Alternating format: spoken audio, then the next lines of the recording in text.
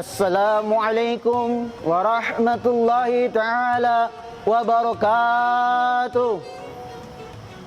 Hamdan tayyiban mubarakan fi. Ashhadu an la ilaha illallah wahdahu la syarika lah. Wa ashhadu anna sayyidana Muhammadan abduhu wa rasuluhu la nabiyya ba'da. Allahumma salli wa sallim wa karim wa azim wa barik ala sayyidina wa nabiyyina wa habibina wa syafi'ina wa zuhrina wa maulana Muhammadin wa ala alihi ashabihi ajmain. Amma ba'du. Hadratal mukaramin, pemirsa yang dirahmati Allah Subhanahu wa taala.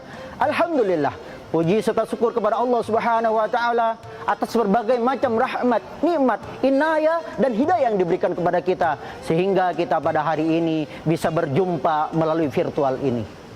Salawat dan salam semoga terlimpah curahkan kehadiran baginda Nabi besar Muhammad SAW pada keluarganya, sahabatnya, pengikutnya yang berusaha istiqomah menjalankan sunnah-sunnahnya hingga yaumil qiyamah.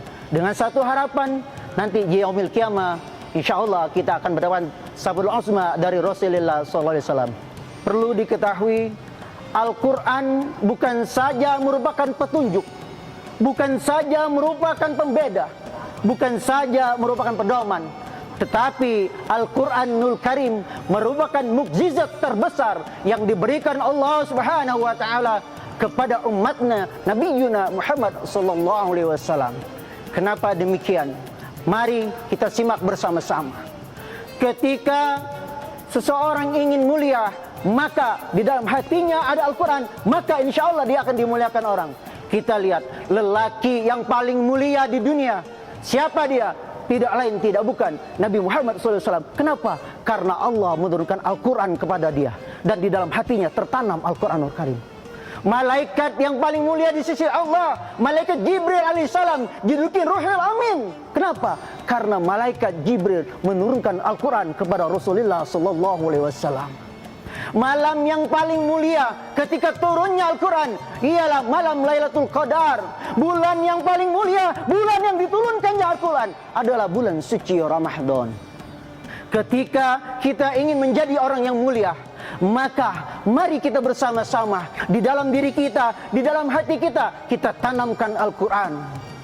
Bapak, Ibu yang dirahmati Allah Subhanahu wa taala, mari kita mulai pendidikan ini. Bukan pendidikan matematika yang paling utama, bukan pendidikan fisika yang paling utama, bukan pula pendidikan bahasa Inggris yang paling utama, tetapi pendidikan Al-Qurannya yang paling utama. Karena kenapa? Ketika kita didik anak putra-putri kita dengan Al-Quran, ketika di dalam hatinya bersemayam Al-Quran, maka Allah akan memberikannya mukjizat ini yang luar biasa. Sehingga ketika di dalam diri seseorang terdapat mukjizat Allah Subhanahu wa taala berupa Al-Quranul Karim, maka semua apa yang diinginkannya Allah akan ijabahkan.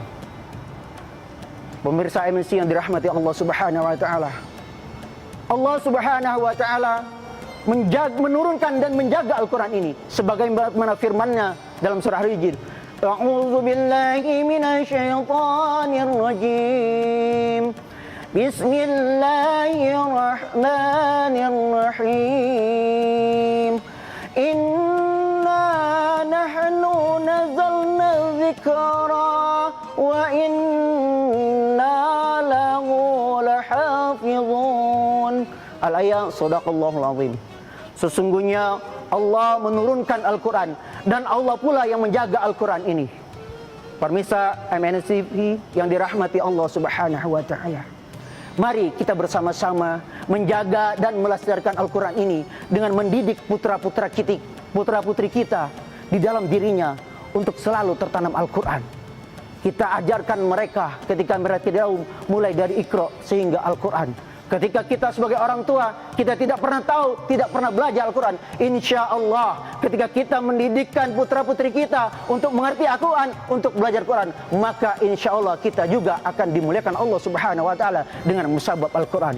Karena apa? Rasulullah SAW pernah bersabda,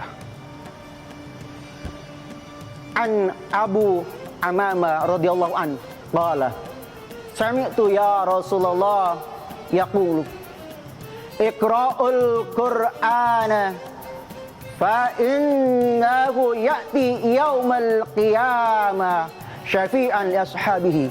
Ketika orang sering membaca Quran, ketika orang dekat dengan Quran, insya Allah nanti Al-Quran pun akan memberikan syafaat kita ketika kita berada di alam akhirat. Pemirsa MTV yang dirahmati Allah Subhanahu wa taala, mulai sekarang kita tanamkan dalam diri kita sebagai orang tua, sebagai remaja, siapapun kita, yuk kita bersama-sama selalu membumikan Al-Quran, selalu menanamkan Al-Quran di hati kita. Insya Allah ketika Al-Quran tertanam di lubuk hati kita, Allah tidak akan melupakan kita, justru Allah akan memuliakan kita. Semoga ini bermanfaat untuk kita semua. Yang salah datangnya dari Al-Fakih pribadi, yang benar hanya milik Allah Subhanahu wa taala. Wallahu muwaffiq ila aqwamit thoriq. Assalamualaikum warahmatullahi wabarakatuh.